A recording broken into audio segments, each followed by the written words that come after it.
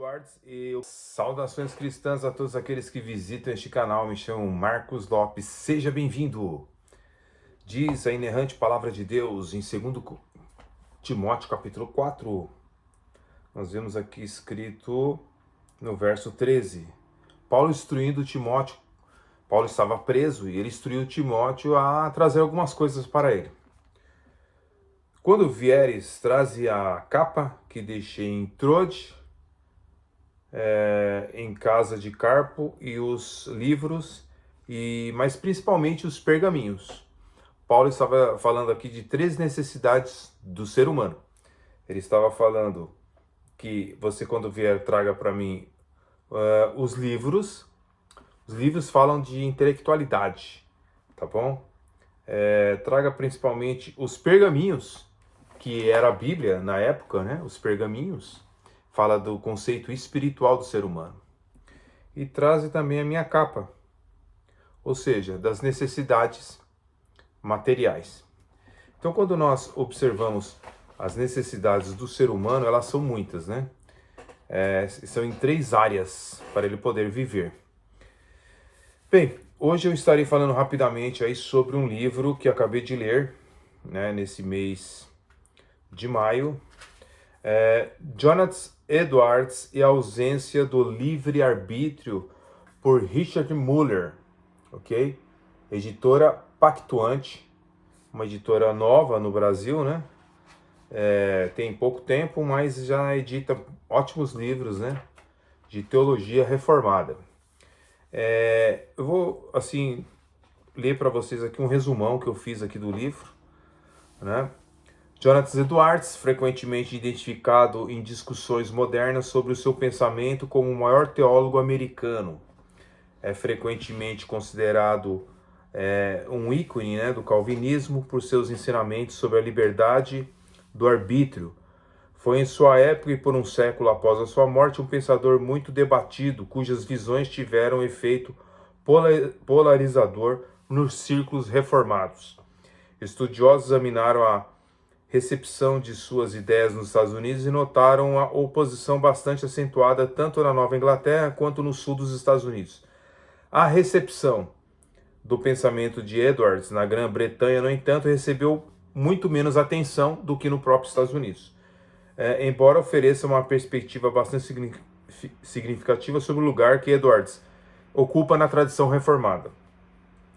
Esse livro, né, ele aborda a questão da recepção de Edwards na Inglaterra, examinando as interpretações das doutrinas de Edwards sobre a liberdade do arbítrio e em 2 conceitos históricos, o final do século XVIII e o terceiro, quarto período do século XIX. O primeiro contexto, o pensamento de Edwards foi avaliado positivamente, surpreendendo na mesma razão, e também foi surpreendido por um filósofo unitarista, universalista e materialista chamado Joseph Priestley e outro teólogo calvinista escocês ortodoxo chamado George Hill. No segundo contexto, apesar do consenso sobre a origem do pensamento de Edwards, o filósofo calvinista escocês William Hamilton identificou as visões de Edwards como uma heresia perigosa, enquanto o teólogo calvinista escocês William Cunningham argumentou positivamente a favor do lugar de Edwards na tradição confessional reformada. Ao examinar essas 2 fases da recepção britânica na teologia de Edwards e observar brevemente as diferenças entre as visões de Edwards sobre a liberdade do arbítrio e as visões expressas ao longo da era da ortodoxia reformada, esse livro aponta para uma cisão na tradição reformada que ocorreu em grande parte no século XVIII. O livro, que na verdade é um artigo norte-americano, o livro tem 47 páginas, é bem fininho, tá? Dá para ler praticamente aí em um dia ou 2, tá? É um resumo, né, na verdade, do pensamento de Edwards sobre o livre-arbítrio. Richard Muller, que é um dos grandes historiadores hoje aqui nos Estados Unidos, sobre a fé reformada, a reforma protestante e tudo mais, ele faz um resumo aqui na contracapa deste livro, né? Jonathan Edwards e a ausência do livre-arbítrio. O que pode ser dito de uma perspectiva histórica é que os pontos de vista de Jonathan Edwards não estão consonantes com as posições reformadas dos séculos XV e XVII, quer se olhe para João Calvino ou para Francis Turrentini, ou para os padrões de Westminster. Então, o autor, né, Richard Muller, ele que é um respeitado historiador da Reforma Protestante e uma pessoa muito conhecida no seminário de Michigan, nos Estados Unidos, ele resume dizendo que Jonathan Edwards ele desvirtuou daquilo que seria realmente a fé reformada no que tange a liberdade do homem, ou seja, o livre-arbítrio, que alguns colocam como nome de livre-arbítrio, né? Até mesmo a escolástica usava essa palavra, que o homem tinha livre-arbítrio, mas eu acredito que devido o século XVII ser bem diferente do nosso século hoje, século XXI, eu acho que é mais interessante nós colocarmos que o ser humano tem liberdade, ok?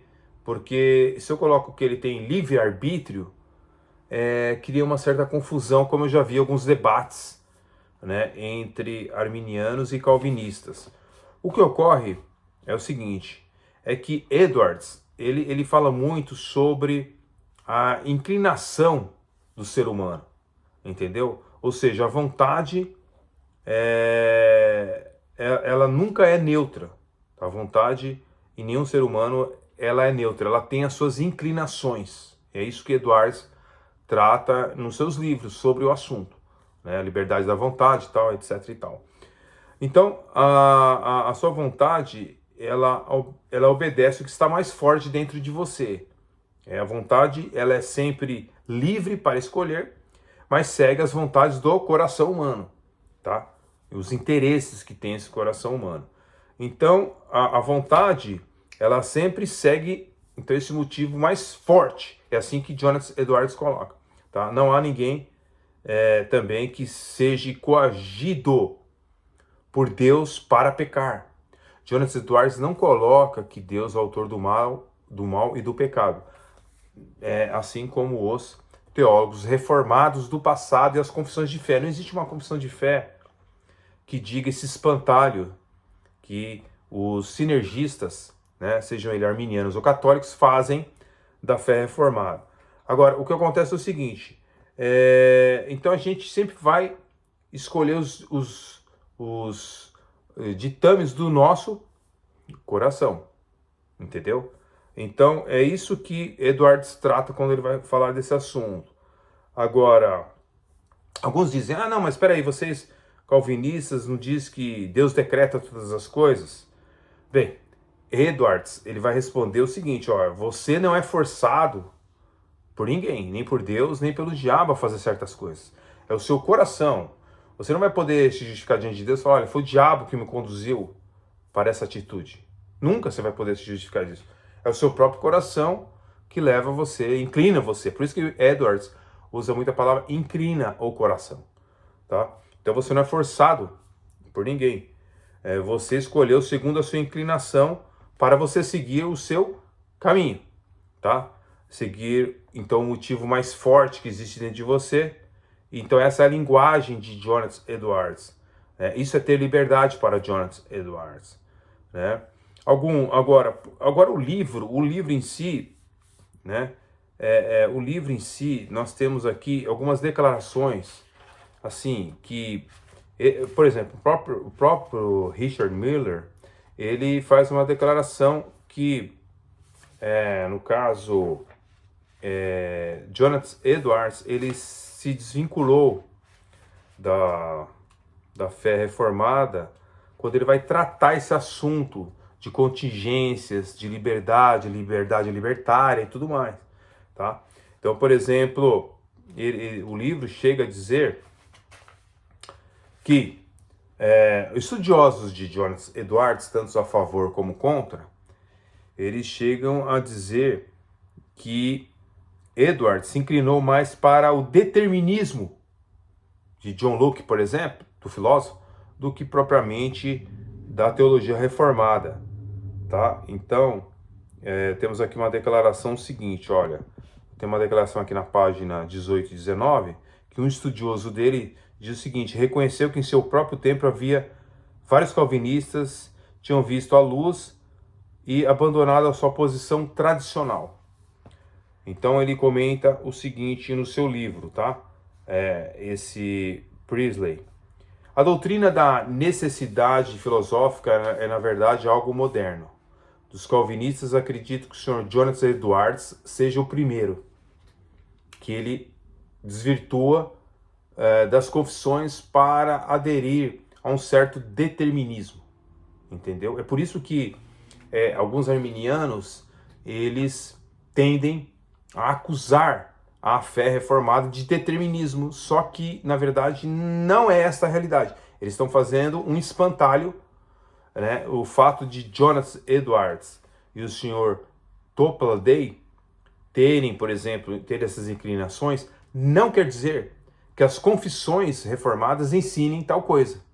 É bom a gente esclarecer isso. Então ele diz aqui, ó, a doutrina da necessidade filosófica, na realidade, é algo moderno. Dos calvinistas, acredito que o primeiro, o Sr. Jonathan Edwards, seja o primeiro, ou seguir os seus passos, especialmente o Sr. Topladay. Mas a inconsistência de seu esquema com o que é propriamente chamado de calvinismo aparece por ele abandonar várias das partes essenciais desse sistema e o seu silêncio com respeito a outros. Uma maior atenção dos princípios do esquema necessitarista não pode deixá-lo de atraí-lo, e todos os calvinistas filosofantes cada vez mais distantes desse sistema. Então ele acusa que o envolvimento de calvinistas com a filosofia, não que a filosofia seja má, tá bom? É que, neste caso aqui, Jonathan Edwards teria se aproximado de pessoas como Thomas Hobbes, tá? E outros filósofos que estavam dissecando o determinismo. Então nós temos aqui uma acusação, né, diante de nós, certo? Que Jonathan Edwards era filósofo, ele era filósofo além de teólogo. Então ele lia os filósofos que estavam em sua época, que viviam na sua época, tanto os antigos como os que viviam na sua época. E segundo esse livro, é por isso que o livro trata do seguinte: Jonathan Edwards e a ausência do livre-arbítrio. Ou seja, que Jonathan Edwards, na verdade, eles querem até colocar ele, assim, aparentemente, como um ocasionalista, que ele seria aqueles calvinistas, hereges, tá? Que um calvinista que ensina que Deus é o criador do pecado e criador do mal, ele é um herege, porque ele destoa da Bíblia, primeiramente, e ele destoa das confissões reformadas. Porque nenhuma confissão reformada ensina que Deus é autor do pecado e do mal. Ok? A Bíblia também não ensina isso. A Bíblia fala de criaturas cometendo o mal, tá? Como o diabo, por exemplo, e o homem. Agora, o que ocorre é o seguinte: é um estudo meio complexo esse livro. Você tem que ler ele, ler a página e reler novamente, porque eu achei um pouco complexo, né? É uma complexidade, assim, a gente entender muito bem o que Richard Muller quer colocar aqui. Agora, tem provas, né, muito boas, consistentes. Agora, ele diz aqui na página 31, por exemplo, que existia uma confusão filosófica em Edwards, que ele confunde alguns termos como necessidade da consequência, necessidade do consequente, ele confunde conexão infalível entre causa e efeito, liberdade de contradição e liberdade de contrariedade. Então, como Richard Muller ele é especialista também em filosofia, então ele pode tecer essas críticas a Edwards, ok? Porque eles estão num pé de igualdade, que eles conseguem detectar desconexões em Edwards dentro da própria filosofia. Você tem na página 35, que começa realmente o âmago do livro, a partir da página 35, tá? Você tem aí a questão de pessoas que são a favor e pessoas que são contra Jonathan Edwards, tá bom? Então você tem um filósofo, William Hamilton, um filósofo escocês, né? E ele faz um debate bastante sério sobre Jonathan Edwards e a questão do determinismo. Ou seja, para ele, Jonathan Edwards é acusado de determinismo, destoando da teologia reformada. Ok? Estou dando o parecer dele aqui. Ok? E então ele faz até uma acusação bem séria. Ele diz que a igreja escocesa afirma com igual ênfase a doutrina dos decretos absolutos de Deus e a doutrina da liberdade moral do homem. A teoria de Jonathan Edwards sobre a escravidão da vontade, de acordo com o padrão calvinista da Confissão de Westminster, não é apenas heterodoxa, mas é herética. Então ele faz uma acusação grave, né? Este filósofo escocês faz uma acusação grave sobre a pessoa de Jonathan Edwards. Aí você tem as pessoas que é a favor e pessoas que são contra, tá bom? O livro ele procura apresentar aqueles que são a favor de Edwards, que está dizendo que ele não desvirtuou, e aqueles que são contra, né? Então você tem esse filósofo escocês, muito culto da sua época, né? Onde ele tem um livro muito interessante, escrito sobre a discussão da filosofia e literatura, um livro de 1853, e ele argumenta que existiu dentro da filosofia o necessitarismo, então amplamente ensinado como calvinismo, em nossa igreja calvinista da Escócia. Estava tão longe quanto poderia ser concebido a partir do ensino de John Calvino. E ele diz que esse necessitarismo, que é uma filosofia, ele implica em fatalismo e panteísmo. Olha só que situação grave, né? Então, você já tem um contra-argumento de outro filósofo escocês, né? Aliás, você tem um outro argumento de uma pessoa chamada William Cunningham, que ele já faz outro ponto de vista, tá? Sobre a questão de Edwards. Então é um debate assim de foice. Negócio é só você lendo mesmo para poder entender realmente essa disputa. É tratado questões filosóficas, tá? Mostrando que não existe problema nenhum em você estudar filosofia, desde que você consiga fazer um equilíbrio entre a teologia e a filosofia. O problema é que tem gente que vai demais para a filosofia e deixa a teologia um pouco meio de lado. E outros deixam a teologia aqui e a filosofia totalmente de lado. O duro é a pessoa ter esse equilíbrio. Ela precisa ter esse equilíbrio para que a pessoa possa ser uma potência na teologia bíblica e histórica. Você precisa ser um bom historiador e você precisa ser um bom teólogo e usar a filosofia, as ferramentas como é necessária, quando é necessária, como a Confissão de Westminster aqui.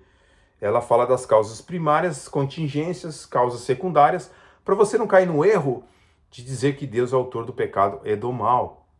Entendeu? Então, essa confissão, a Confissão de Westminster, ela confessa as três coisas, a saber, a autoria divina do pecado, a violência e a vontade das criaturas, tal. Então é um livro muito interessante, tá? Muito assim, também complexo. Você tem que prestar atenção para você não se perder no livro. Bem, as conclusões que é muito interessante da obra é o seguinte: Richard Muller, tá? Que é esse historiador aqui, tá bom? O cara é uma lenda aqui nos Estados Unidos, viu? Como historiador, tá bom? Então, ele diz o seguinte: como observado desde o início deste livro, a questão da ortodoxia ou heterodoxia de Edwards é uma questão a não ser resolvida aqui neste livro, tá? Ou seja, ele reconhece que não dá para resolver se Edwards é ortodoxo ou heterodoxo, tá? Não dá para resolver aqui nesse livro, ou nesse artigo, no inglês é um artigo, tá bom? Então o que acontece? O que pode ser resolvido, no entanto, é a questão da relação da teoria da vontade desse teólogo americano com a ortodoxia reformada mais antiga do século XVII, ao que somente deve ser consideradas devido à falta de precisão disponível em tais questões após a desconfessionalização que tomou lugar no início do século XVIII, as várias ortodoxias do chamado calvinismo posterior. Então, ele diz que não dá para resolver o caso de Edwards, tá? Nesse artigo aqui, mas que sob a teoria da vontade, né, que é a exposição do livro A Escravidão da Verdade, de Jonathan Edwards, parece que dá para chegar mais a uma conclusão, tá? Por quê?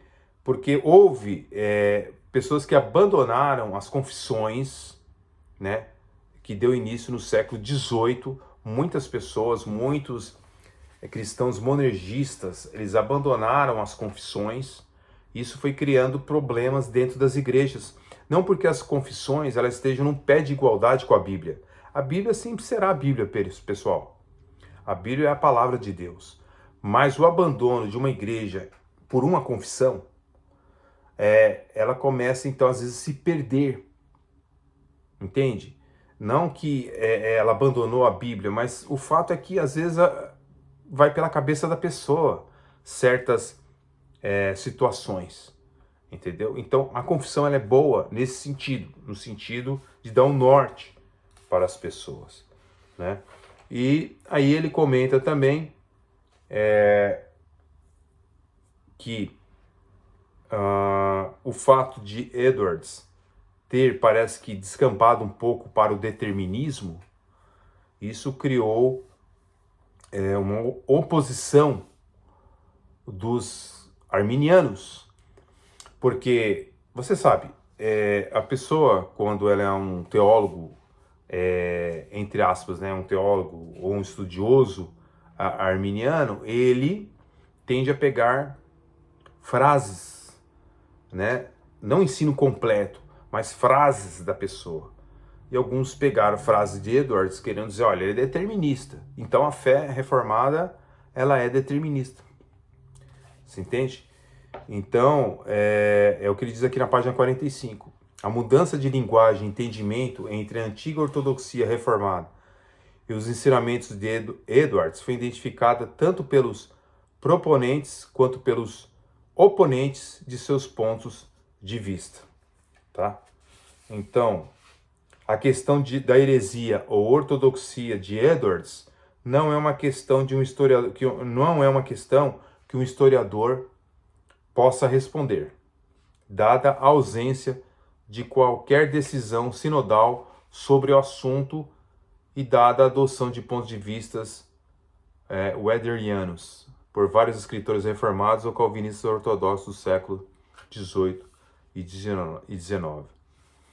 O que ele diz aqui é que pontos de vista de Jonathan Edwards não estão consonantes com as posições reformadas dos séculos XVI e XVII, que ele teria aderido a ideias de filósofos como Hobbes e Locke, tá? E suas visões sobre liberdade e sobre as suas visões sobre a liberdade da vontade foram absolvidas por um ramo da tradição reformada. Tá bom? Então, o livro termina dizendo assim, que um estudioso, provavelmente Schleiermacher, viu a tradição principalmente através das lentes dos desenvolvimentos então mais recentes na tradição, a saber, a ascensão do determinismo filosófico calvinista no século XVIII. Então, que devido Jonas Edwards, do qual eu tenho muita admiração, mas provavelmente ele deve ter falhado concernente a esse aspecto, por ler demais filósofos, né? Ele era um filósofo, então ele lia filósofos, né? Então isso acabou criando um certo determinismo filosófico dentro da tradição reformada do qual ele acreditava. É um livro, assim, sinceramente, interessantíssimo, ok? A resolução de Edwards para o problema do livre-arbítrio data a difusão de suas suposições concernentes a faculdades e poderes de suas definições da vontade e liberdade na tradição racionalista de Thomas Hobbes e John Locke, e Anthony Collins posiciona-se em contraste notório com a resolução encontrada entre os escritores ortodoxos reformados, como Francis Turrentini e Petrus e tantos outros. Então parece que Jonas Edwards destoou, né, desses escritores ortodoxos antigos, abandonou de certa forma a confissão, das confissões reformadas, não totalmente, evidente, mas ele teve alguns probleminhas em ler demais filosofia. Bem, é um livro muito interessante, tá? Tá aí a dica aí do livro, da editora Pactuante. Esse livro eu consegui trazer do Brasil, estava com muita expectativa de lê-lo. É um livro rápido, né, pessoal? E eu costumo fazer resumos dos livros. Aqui, isso aqui são resumos dos livros. Eu nunca li um livro sem fazer resumo dele, tá? Para depois você achar, inclusive, mais facilmente. Então eu sempre faço resumos e resumos de resumos. É assim que a gente deve ler um livro, tá bom? Senhores, fiquem na paz. Deus abençoe grandemente as vossas vidas. Quem quiser deixar um comentário aí abaixo sobre esse assunto, ao ler o livro ou quiser comentar agora. E vamos continuar estudando, porque importa que cresçamos na graça e no conhecimento das Escrituras Sagradas. Isso que é importante. Para que nós não venhamos falar e tecer espantalhos sobre um ensino, sobre uma doutrina. Tá bom? Fique na paz, Deus abençoe grandemente e até o próximo vídeo. Deus abençoe.